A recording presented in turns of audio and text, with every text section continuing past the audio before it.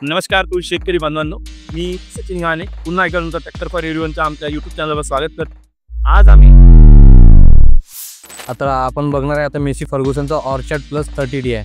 हा आपल्याला हेरिटेज लुकमध्ये दिसतोय। तर तुम्ही हा बघू शकता की हा 30 HP रेंजमध्ये येतोय।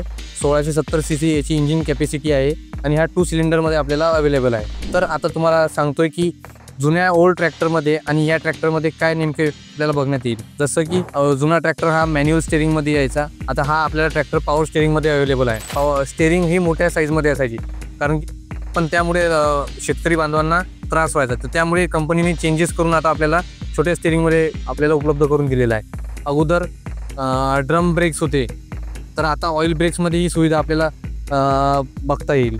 अगोदर हा ट्रॅक्टर सिंगल क्लचमध्ये अवेलेबल होता, ज्यामुळे शेतकरी बांधवांना लिफ्टिंगमध्ये अडचण यायची। तर त्यामुळे कंपनीने यामध्ये चेंजेस करून तुम्हाला आता ड्युअल क्लचमध्ये ही सुविधा उपलब्ध करून दिलेली आहे। अगोदर या ट्रॅक्टरमध्ये 3 गिअर आणि एक रिव्हर्स गिअर अवेलेबल होता आणि हाय लो मीडियम, पण आता 4 गिअर्स प्लस रिव्हर्स गिअरमध्ये अवेलेबल आहे आणि हाय लो मीडियममध्ये। तर या ट्रॅक्टरची 1100 किलोची लिफ्टिंग कॅपॅसिटी आहे आणि तुम्ही बघू शकता की जुन्या ट्रॅक्टरमध्ये तुम्हाला याची साईज कमी दिसायची, पण आता वाढवून देण्यात आलेली आहे। कारण की कमी साईज असल्यामुळे जेव्हा पण शेतकरी बांधव इम्प्लिमेंट्स घेऊन जायचे तेव्हा टायरच्या याला लागायचं, ज्यामुळे ॲक्सिडेंट होण्याचे चान्सेस खूप असायचे। तर त्यामुळे कंपनीने चेंजेस करून तुम्हाला ही सुविधा उपलब्ध करून दिलेली आहे।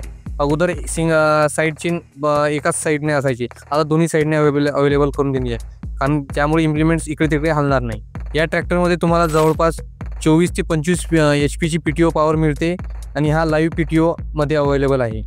आता बघतोय आपण याची मडगार्ड, हा आता जुन्या ट्रॅक्टरमध्ये आपल्याला हाफ मडगार्डमध्ये अवेलेबल असायचा, ज्यामुळे शेतकरी बांधवांना त्रास व्हायचा की त्यांचा हात वगैरे टायरमध्ये जायचा। तर त्यामुळे यामध्ये चेंजेस करून आता हा फुल मडगार्डमध्ये अवेलेबल करून दिलेला आहे। याची टायर साईज बघता हा 12/4/24मध्ये अवेलेबल आहे आणि 13/6/24मध्ये अवेलेबल आहे आणि याचा फ्रंट टायर तुम्हाला 5/16च्या साईजमध्ये अवेलेबल आहे। आणि तुम्ही बघू शकता की जसं की जुन्या ट्रॅक्टरला जशी पसंती होती शेतकऱ्यांची, तशीच या ट्रॅक्टरची पण तशीच पसंती राहावी म्हणून हा आपल्याला हेरिटेज लुकमध्ये अवेलेबल होत आहे आपल्याला।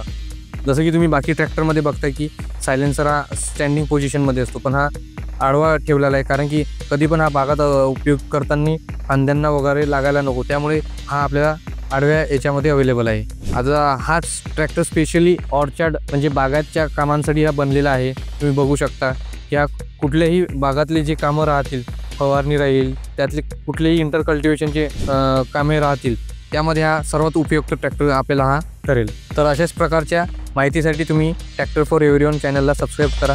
धन्यवाद।